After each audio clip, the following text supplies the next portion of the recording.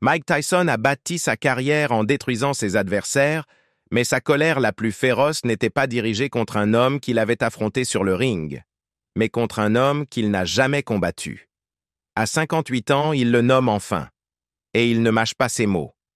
Je ne lui pardonnerai jamais ce qu'il a fait à Ali.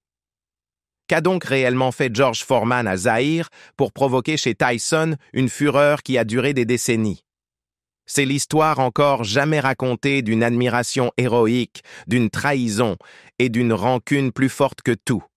Comment Ali est devenu le fil conducteur de Tyson? Pour comprendre l'amertume de Tyson, il faut remonter à l'homme qui a inspiré son parcours de boxeur, Muhammad Ali. L'admiration de Tyson pour Ali a commencé durant sa jeunesse tourmentée à Brooklyn. Enfant accablé par la pauvreté, le harcèlement et la criminalité, Tyson trouvait réconfort et orientation en regardant les combats d'Ali. Il était fasciné par la grâce, la défiance et la confiance inébranlable d'Ali. Tyson voyait en lui non seulement un boxeur, mais un révolutionnaire. Un homme qui s'opposait à l'injustice raciale, qui avait défié le gouvernement américain au sujet de la guerre du Vietnam et qui n'avait jamais renoncé à rester fidèle à lui-même. Dans un monde qui le rejetait, Tyson voyait en Ali un homme que rien ne pouvait briser.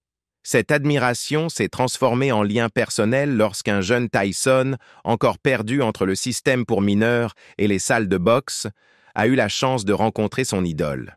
Ali, déjà atteint de la maladie de Parkinson, a regardé Tyson droit dans les yeux et lui a dit « C'est toi qui seras le prochain. C'est toi qui feras revivre la boxe. » Cette simple phrase est devenue pour Tyson une mission spirituelle. Il a vécu et s'est entraîné avec ces mots qui résonnaient dans sa tête, jurant non seulement de réussir mais d'honorer l'homme qui lui avait donné un but. Leur relation s'est encore renforcée grâce à Cus D'Amato, l'entraîneur et figure paternelle de Tyson, qui voyait en lui le potentiel pour prolonger l'héritage d'Ali. Cus veillait à ce que Tyson étudie religieusement les vidéos d'Ali. Tyson imitait son jeu de jambes, ses esquives, et même sa façon de manipuler psychologiquement ses adversaires. Mais ce qu'il a vraiment intégré, c'est la résilience d'Ali, son refus de céder au pouvoir ou de trahir ses principes. Le lien entre Ali et Tyson n'était pas qu'un symbole. Il était réel, nourri par des années d'échanges personnels et d'histoires communes. Tyson a raconté à plusieurs reprises qu'il appelait Ali après ses combats, qu'il cherchait sa bénédiction, qu'il se battait non seulement pour sa propre gloire, mais pour venger les humiliations subies par son idole. L'un des exemples les plus légendaires de cette loyauté remonte à 1988, lorsque Tyson affronta Larry Holmes. Holmes avait battu un Ali vieillissant et malade en 1980. Un combat que beaucoup de fans, dont un jeune Tyson, avaient trouvé pénible à regarder. Holmes avait dominé le match et Ali, clairement affaibli, n'avait pas remporté un seul round. Tyson, alors âgé de 14 ans, était dévasté. Il fit une promesse à Ali. « Quand je serai grand, je m'occuperai de Larry pour toi. » Cette promesse se réalisa 8 ans plus tard. Tyson, devenu champion incontesté des poids lourds, affronta Holmes sur le ring. Juste avant le combat, Ali lui rendit visite dans son coin et lui murmura « Venge-moi » et Tyson s'exécuta. Dans une démonstration implacable, il mit Holmes KO au 4e round, la première fois que Holmes s'était arrêté avant la limite. Pour Tyson, ce n'était pas qu'une victoire, c'était l'accomplissement d'un serment, une sorte de réparation spirituelle, un cadeau pour son mentor. L'influence d'Ali sur Tyson allait bien au-delà de la boxe. Tyson a souvent expliqué qu'Ali avait façonné sa vision du monde, pas seulement sur le ring, mais aussi sur la masculinité, l'honneur et l'identité. Tyson a dit « Ali est le plus grand, pas seulement en boxe, mais dans ce qu'il représentait. Il était magnifique, il était courageux. » Quand Ali est décédé en 2016, Tyson faisait partie des porteurs de son cercueil, un geste qui symbolisait la profondeur de leur lien. Leur héritage a souvent suscité des fantasmes de combats imaginaires parmi les fans et les analystes. Qui aurait gagné si Tyson et Ali s'étaient affrontés à leur apogée? La puissance explosive de Tyson contre la vitesse et la stratégie d'Ali. Ces débats étaient alimentés par la passion, mais les deux hommes eux-mêmes ont toujours répondu avec respect. Tyson a admis humblement dans une interview « Ali m'aurait battu. Il était trop intelligent. J'aurais voulu le tuer sur le ring et il aurait juste dansé, parlé, puis m'aurait achevé. » Ali, de son côté, avait confié un jour à George Foreman en privé. « Tyson frappe plus fort que n'importe qui que j'ai affronté. Je ne suis pas sûr de pouvoir le battre. » Même leurs familles se sont rapprochées. Rasheda Ali, une des filles de Muhammad Ali, a expliqué publiquement qu'elle connaissait Tyson depuis son adolescence. Elle le décrivait comme un ami de longue date de la famille et ajoutait qu'il était devenu une source d'inspiration pour ses fils, Biagio et Nico Ali Walsh, tous deux aujourd'hui boxeurs professionnels. Le rôle de Tyson auprès de la nouvelle génération d'Ali est un autre témoignage de la profondeur de ce lien. Muhammad Ali et Mike Tyson resteront à jamais liés dans la mythologie de la boxe, non pas comme rivaux, mais comme maîtres et élèves, comme des frères d'âme. Leur relation s'est forgée dans l'admiration, nourrie par le mentorat et scellée par la loyauté. D'une certaine manière, Tyson est l'incarnation vivante de l'influence d'Ali, féroce sur le ring, mais en quête de sens, de respect et de rédemption en dehors des cordes. Pourquoi Tyson n'a jamais pardonné le Rumble in the Jungle? La source du ressentiment de Tyson remonte à l'un des combats les plus emblématiques de l'histoire de la boxe, le Rumble in the Jungle de 1974 entre Ali et Foreman. Le 30 octobre 1974, le monde entier était rivé à ses écrans pour voir un Muhammad Ali apparemment condamné à affronter l'invaincu et terrifiant George Foreman à Kinshasa, au Zaïre.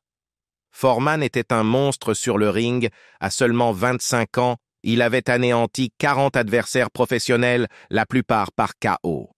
Il avait détruit Joe Frazier en 2 rounds brutaux et beaucoup pensaient qu'Ali connaîtrait le même sort. Mais Ali avait d'autres plans. Dans une stratégie devenue légendaire, Ali s'est appuyé sur les cordes, encaissant les coups tonitruants de Foreman jusqu'à ce qu'il s'épuise, une méthode qu'il avait baptisée le rope-a-dope. Au 8e round, Ali passa à l'attaque. Une combinaison de coups précis envoya Foreman s'effondrer au sol. Ali récupéra son titre de champion du monde des poids lourds devant un public mondial estimé à 1 milliard de téléspectateurs. Pour Mike Tyson, qui allait devenir champion poids lourd une décennie plus tard, ce combat était plus qu'historique. Il était personnel. Voir Ali démanteler une bête comme Foreman aurait dû être un moment de triomphe pour Tyson. Mais ce qui l'avait marqué, ce n'était pas le chaos. C'était le mépris et l'absence d'humilité que Foreman avait affiché avant et après le combat. Avant le match, Foreman avait ridiculisé Ali sans pitié. Il l'avait qualifié de fini, trop lent, trop vieux. « Ali ne tiendra pas plus de 3 rounds contre moi », se vantait-il. Tyson, même adolescent, s'en était offusqué. Pour lui, c'était une trahison envers une légende vivante. « On ne parle pas du plus grand comme ça », a-t-il confié plus tard en interview. Mais ce qui a peut-être le plus mis Tyson en colère, ce n'est pas le trash talk, c'est ce qui s'en est suivi. Au lieu de reconnaître le génie d'Ali, Foreman a trouvé des excuses. Il a affirmé que sa nourriture avait été trafiquée. Il a accusé les cordes, prétendant qu'elles avaient été desserrées pour favoriser la stratégie du rope-a-dope d'Ali. Il est même allé jusqu'à remettre en question le compte de l'arbitre, le jugeant trop rapide. Aucune de ces affirmations n'a jamais été prouvée. Pour Tyson, ce n'était pas de simples excuses, c'était de la lâcheté. Il aurait dû simplement dire « J'ai été battu par un meilleur homme ce soir-là ». C'est ce qu'un vrai combattant ferait, a-t-il déclaré un jour. Tyson avait aussi un problème avec la façon dont Foreman boxait. Bien que Tyson lui-même fût connu pour sa férocité, il possédait aussi une technique sous-estimée et un profond respect pour l'histoire de la boxe. Il admirait Ali pour son jeu de jambes, son intelligence sur le ring et sa guerre psychologique. Foreman, à l'inverse, incarnait la force brute. Il ne dansait pas, n'esquivait pas, il frappait. Il mettait ses adversaires KO et s'en allait sans sourire, sans honneur, sans spectacle. Au début des années 1970, Foreman ne communiquait pas avec le public. Il ne faisait pas d'interviews avec panache, ne citait pas de poèmes comme Ali. Il était un punisseur, pas un artiste. Tyson pensait que la boxe ne se résumait pas à frapper le plus fort. Il s'agissait aussi d'élever ce sport. Pour lui, Ali était un artiste. Foreman n'était qu'un marteau. Même des années plus tard, Tyson n'a jamais pu passer à autre chose. Il a été profondément touché en voyant Ali, atteint de la maladie de Parkinson, rester digne malgré ses tremblements. Et lorsqu'il se souvenait de la manière dont Foreman avait tenté de diminuer la victoire d'Ali au Zaïre, cela ranimait sa colère d'enfant. Ali a tout sacrifié, a déclaré Tyson plus tard en interview. Et Foreman n'a pas pu lui accorder le mérite qu'il méritait? C'est honteux. Le Rumble in the Jungle n'était pas juste un combat. C'était un événement planétaire. Plus de 50 millions de personnes l'ont regardé en circuit fermé. Au Royaume-Uni, 26 millions de spectateurs ont suivi le match. Dans le monde, on estime qu'environ 1 milliard de personnes l'ont vu en direct ou en rediffusion. Ce n'était pas seulement une question de boxe, c'était une question de politique, de race, d'identité. Ali était l'outsider, le rebelle, l'intellectuel. Foreman était la machine, l'exécuteur, le favori. Ali a su toucher le peuple zaïrois de façon profondément émotionnelle. Il marchait parmi la foule en criant « Ali, kill him !» Le public le considérait comme l'un des leurs. Foreman, de son côté, restait distant, froid, intimidant. Tyson admirait Ali pour cela. Sa chaleur, son humanité, sa capacité à être plus qu'un simple boxeur. Foreman, pour Tyson, représentait tout ce qui cloche avec le pouvoir quand il n'a pas d'humilité. Pour être juste, George Foreman a bel et bien changé. Après sa retraite en 1977, il a trouvé la foi, est devenu prédicateur et a finalement réalisé un retour spectaculaire à la fin des années 1990. À 46 ans, il a reconquis le titre mondial des poids lourds, devenant le champion le plus âgé de l'histoire. Il a même acquis une réputation de grand-père sympathique, vendant des grilles et faisant des blagues. Mais pour Tyson, le mal était fait. La rédemption aux yeux du public n'effaçait pas ce que Foreman avait dit et fait en 1974. Tyson n'a jamais oublié l'arrogance, les moqueries, le refus de reconnaître le génie d'Ali. Comme Tyson l'a dit un jour, « Quand tu manques de respect à Ali, tu manques de respect à nous tous qui l'aimions. » Plus qu'un combat. La défaite au Zaïre a été pour George Foreman bien plus qu'une simple perte de titre. Ce fut une perte d'identité. « J'étais jeune, arrogant, et je me croyais invincible », a-t-il admis plus tard. Cette défaite a brisé quelque chose en lui. Foreman a sombré dans la dépression. Il s'est retiré de la lumière médiatique. Et en 1977, après une défaite à la décision contre Jimmy Young, Foreman s'est effondré dans le vestiaire et a vécu ce qu'il décrira plus tard comme une expérience de mort imminente. « J'ai vu la mort », dit-il, « et j'ai vu Dieu. » Ce moment l'a transformé à jamais. Il a tourné le dos à la boxe. Il est devenu prédicateur. Il a vendu ses biens et a entamé une nouvelle vie, fondée sur l'humilité et la foi. Ce qui a surpris beaucoup de gens, cependant, c'est que Muhammad Ali, connu pour sa bravade et sa langue acérée, était aussi un homme profondément compatissant. Peu de temps après le début de la transformation de Foreman, Ali a pris contact avec lui. Foreman se souvient parfaitement de cet appel. « Il m'a complimenté pendant environ 20 minutes, raconte-t-il, puis il m'a demandé de revenir et de battre Ken Norton pour lui. » C'était une demande sur le ton de la plaisanterie, mais le vrai message était clair. Ali ne le détestait pas. Il le respectait. Et cela a ouvert une porte. Les deux hommes ont commencé à se parler régulièrement. Ils discutaient de la foi, de la famille, de la vie et de leurs expériences communes dans un sport qui les avait à la fois glorifiés et exploités. Ali, musulman pratiquant, et Foreman, chrétiens convertis, ont trouvé un terrain d'entente non pas dans leurs différences, mais dans leur conviction commune que la vie avait un sens plus profond que la gloire et les titres. Des années plus tard, l'ancien champion redoutable a surpris le monde par son humilité. « Je regrette la façon dont j'ai traité Muhammad Ali avant notre combat », a déclaré Foreman. « Il m'a humilié. Il m'a donné une leçon que je n'ai jamais oubliée. » Pour un homme qui avait autrefois raillé Ali et prédit un chaos facile, ce fut un revirement saisissant. Contrairement à beaucoup qui trouvent la foi mais n'affrontent jamais vraiment leur tort passé, Foreman a reconnu ses actes sans détour. « Ali m'a pardonné », a-t-il expliqué, « et cela m'a permis de me pardonner moi-même. » Ali, quant à lui, n'a jamais nourri de rancune. « Big George, tu as été l'un de mes adversaires les plus coriaces, » lui a-t-il dit.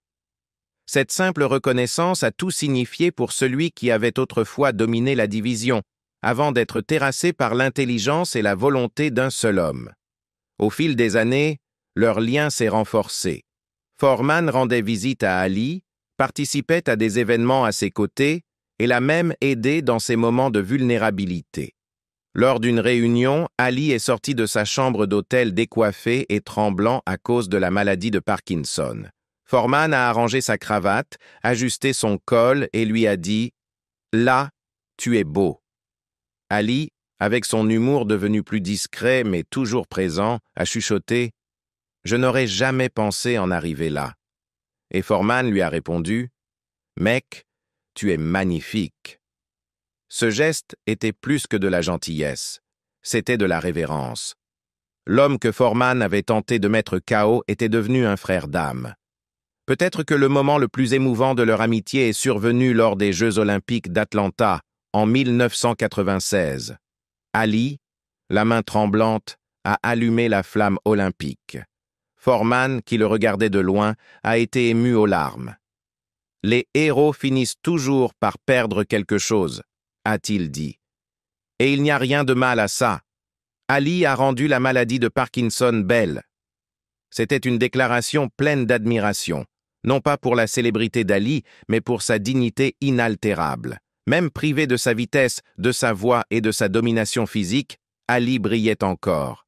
Et Foreman y voyait non pas de la faiblesse, mais une grandeur redéfinie. Dans l'univers macho de la boxe, l'humilité est rare. Mais l'histoire d'Ali et de Foreman se distingue comme un phare. Foreman a souvent dit qu'une partie de lui s'était envolée à la mort d'Ali en 2016. Je l'appelais la plus grande partie de moi, Muhammad Ali. Leur amitié, née de la douleur et guérie par la foi, est l'un des plus puissants exemples de transformation de toute l'histoire du sport, quand le pardon a frappé plus fort que n'importe quel coup de poing. Lorsque Foreman a finalement appris l'amertume persistante de Tyson, il n'a pas réagi avec de la défensive. Au contraire, il l'a accueilli avec de l'amour. « J'aime Mike Tyson », a déclaré Foreman dans une interview rare. C'est l'un des plus grands boxeurs de tous les temps. S'il est fâché contre moi, j'aimerais m'asseoir avec lui, le regarder dans les yeux et lui dire que Muhammad Ali a changé ma vie. Je lui dois tout. Puis Foreman a ajouté quelque chose qui a touché plus fort que n'importe quel direct. « Mike, je sais ce que c'est que de porter la colère, mais la garder ne t'apportera pas la paix. Elle ne fait que t'apporter de la souffrance. » Le message de Foreman n'est pas tombé dans l'oreille d'un sourd. Avec le temps, la colère de Tyson a commencé à s'adoucir. La prise de conscience qu'Ali avait depuis longtemps pardonné à Foreman et que l'homme qu'il avait détesté avait connu une transformation profonde, a ému Tyson. Si Ali a pu pardonner, qui suis-je pour ne pas le faire? A-t-il confié plus tard en interview. Je détestais Foreman, mais maintenant je l'admire. C'était un moment rare, empreint de tendresse, de la part d'un homme autrefois surnommé le plus méchant de la planète. Tyson aussi avait changé. Après sa propre chute, prison, faillite, addiction, il avait fait face à son jugement intérieur. Comme Foreman, Tyson avait contemplé l'abîme et en était revenu pour en témoigner. Et comme Foreman, il avait compris que le pardon était la seule issue. leur réconciliation ne s'est jamais faite lors d'un sommet télévisé ou d'une photo spectaculaire. Ce fut plus discret, des échanges de respect, des reconnaissances mutuelles et enfin, la paix. Malgré leurs différences, Tyson et Foreman partageaient beaucoup. Tous deux étaient des prodiges de la destruction. Tous deux avaient détenu la couronne des poids lourds. Tous deux avaient tout perdu, pour tout reconstruire ensuite grâce à la foi, à l'humilité et à la réflexion. Le combat que les fans réclamaient n'a jamais eu lieu. Ils ont failli partager le ring en 1995 lorsque Tyson faisait son retour et que Foreman venait de reconquérir le titre mondial à 45 ans. Mais l'accord a capoté.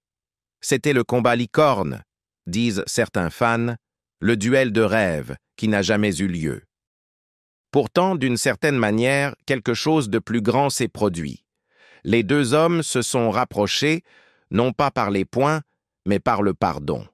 Le 21 mars 2025, George Foreman s'est éteint paisiblement à l'âge de 76 ans.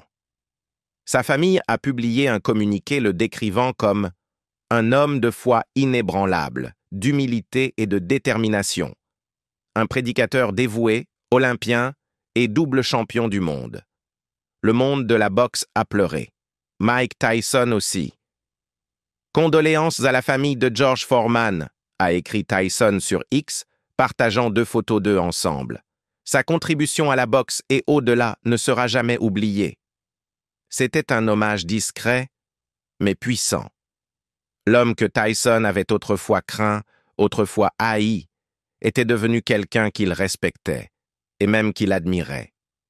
Le combat qui n'a jamais eu lieu. Pourquoi Mike Tyson et George Foreman ne se sont-ils jamais affrontés? C'est l'un des « et si » les plus posés de l'histoire de la boxe. Pourquoi Mike Tyson et George Foreman ne se sont-ils jamais affrontés? 2 des poids lourds les plus redoutables que ce sport ait jamais connus. Tyson avec sa vitesse explosive et sa puissance de KO, Foreman avec son menton de granit et ses poings dévastateurs, ne se sont jamais croisés sur le ring. L'une des raisons les plus controversées avancées pour expliquer cette absence de combat est toute simple. Tyson avait peur.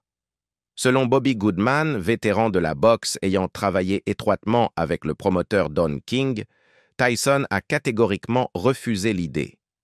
Tyson était mort de trouille devant Foreman, affirmait Goodman dans un article de 2005. Don essayait de monter le combat. Il disait à Tyson qu'il y avait beaucoup d'argent à gagner, que George était vieux et lent. Mais Tyson a explosé et a hurlé « Je ne vais pas affronter cet enfoiré d'animal. Si tu l'aimes tant, va te battre contre lui. » Pour beaucoup de fans, c'était difficile à croire. Tyson, après tout, était le plus méchant de la planète. Un boxeur dont l'intimidation suffisait à démolir des champions avant même qu'il ne monte sur le ring. Mais derrière cette image, il y avait un jeune homme profondément influencé par son entraîneur, Cus D'Amato. Cus le mettait souvent en garde contre les gros cogneurs comme Foreman.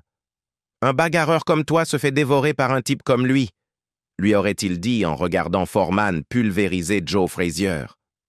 Tyson ne l'a jamais oublié. Ironiquement, George Foreman a reconnu plus tard que le sentiment était réciproque. Ce gars-là, c'était un cauchemar sur le ring, a confié Foreman à ESPN. Je ne voulais pas avoir affaire à Mike Tyson, c'était un monstre. S'il te ratait avec son gauche et son droit, il te mordait. Ce sont des gars comme ça que tu vois dans les cauchemars. Malgré l'intérêt qu'il affichait publiquement pour ce combat, Foreman a avoué des années plus tard que l'idée d'affronter Tyson le terrifiait réellement. Il était sacré. J'étais content de ça, a déclaré Foreman. Je ne voulais pas combattre Mike Tyson. Pas question. En 1990, nous avons frôlé l'affrontement entre Tyson et Foreman lorsque les 2 boxeurs ont figuré sur la même carte à Las Vegas. Tyson a mis KO Henry Tillman dès le premier round. Foreman a détruit Adilson Rodriguez en 2 rounds. L'événement apparaissait comme un tremplin, 2 titans lancés sur une trajectoire de collision. Mais les négociations ont vite capoté. Quelques mois plus tard, le rêve s'est complètement effondré. Tyson a été mis KO de façon choquante par James Buster Douglas dans l'un des plus grands bouleversements de l'histoire de la boxe. Quand Tyson s'est relevé de ce choc, il a été arrêté et condamné à la prison en 1992, ce qui a mis fin à court terme à toute chance d'un méga combat. Foreman, de son côté, a continué à gravir les échelons. En 1994, à 45 ans, il est devenu le champion poids lourd le plus âgé de l'histoire en mettant KO Michael Moorer. Tyson, lui, était toujours incarcéré. Quand Tyson est revenu en 1995, la rumeur d'un affrontement a brièvement refait surface. Mais Foreman, qui venait d'accomplir ce que beaucoup jugeaient impossible, a pris sa retraite définitive en 1997, au moment où la carrière de Tyson commençait elle-même à décliner. La boxe, comme toujours, reste un business avant d'être un sport. Tyson et Foreman étaient gérés et promus par des personnes différentes, avec des intérêts divergents. Don King, le promoteur controversé de Tyson, a souvent été accusé d'avoir évité des combats risqués qui auraient pu compromettre la poule aux œufs d'or. Foreman, quant à lui, avait une mission personnelle, non seulement gagner des titres, mais aussi récolter des fonds pour le centre pour jeunes qu'il avait fondé à Houston. Il ne cherchait pas un cirque, il voulait du sens. Même lorsque le potentiel financier d'un Tyson Foreman semblait évident, les négociations en coulisses ont été minées par la méfiance, les égos et un timing qui ne correspondaient jamais. Plus tard, Tyson a exprimé ouvertement des regrets. « J'aurais aimé affronter George Foreman », a-t-il confié au magazine The Ring. « Je voulais clore le débat, qui était le plus gros cogneur. » Il a aussi montré son admiration. « Je ne peux pas rivaliser avec la puissance d'un gars aussi grand et aussi massif. » Il avait juré de ne jamais pardonner Foreman, mais il l'a fait, parce que si Ali avait pu pardonner, lui aussi le pouvait. Ce n'était plus une question de passé, c'était une question de croissance, de respect et de lâcher-prise. Pensez-vous que Tyson a fait le bon choix? Est-ce que plus de rivalité devrait se terminer ainsi? Commentez ci-dessous, mettez un like, et abonnez-vous pour encore plus d'histoires vraies de légendes de la boxe.